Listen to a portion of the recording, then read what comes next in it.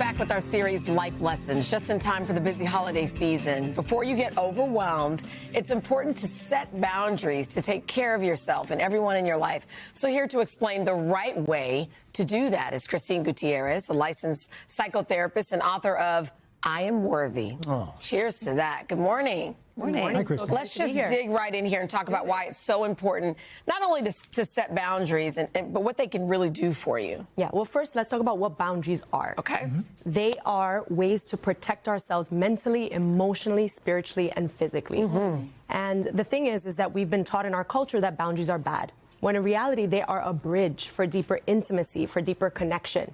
And what they do is they allow us to really protect our energy. Yes. Because if we are not telling ourselves what we need and communicating that, then we're not going to feel safe.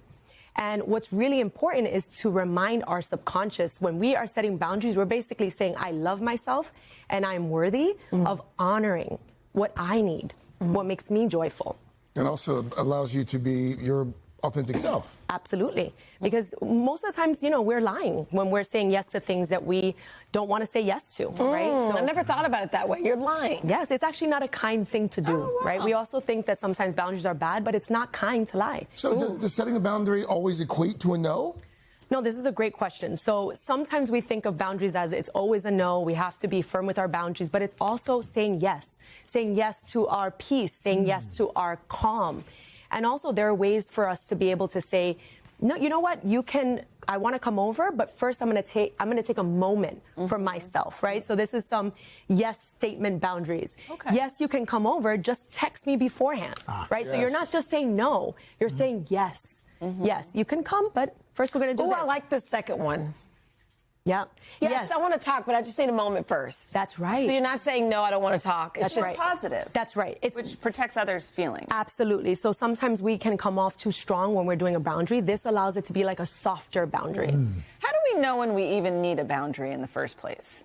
This is wonderful. I work on this with my clients all the time because we grow up in a culture that we don't even know what we need. Right. We don't know what our desires are. We don't know what our wants are. We don't know what our boundaries are, right? So one of the first things that I do is I talk about what is your worthy self? What would your worthy self do? Ooh. And your worthy self is the most empowered version of you. So I want you to think about the worthy self as the most empowered, confident, the part of you that would stand up for herself or themselves no matter what.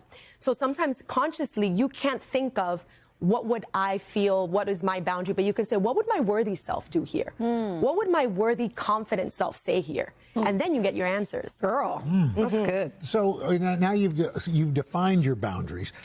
That's one thing, but how do you set them and keep them? Yeah.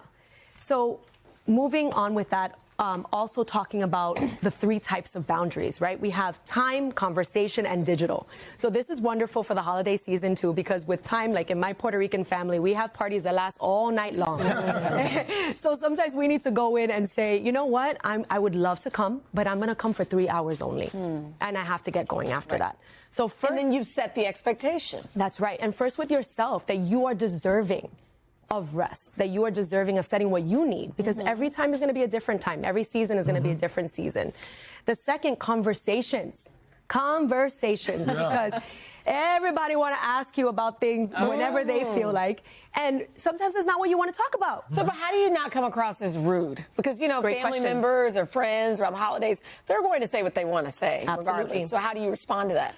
Redirection. So what I like to say is that when we are in the holiday season, we don't want to bring up a fight. So what we want to do is redirect the conversation. Let's say someone comments on your body and you don't want to talk about your body at that moment. You can say, you know what, I don't want to talk about this, but I would love to talk about the recipe that you made. So redirect the conversation to something that you do want to speak about. Okay. So helpful. Very good. Christine, you have to come back. Yes. That was great. I would love to come back. Thank you so much. Thank you. Hey, thanks for watching. And don't forget, you can catch the Today Show every morning on NBC or take Today when you're on the go. Just follow the Today podcast on Apple Podcasts, Spotify, or wherever you listen.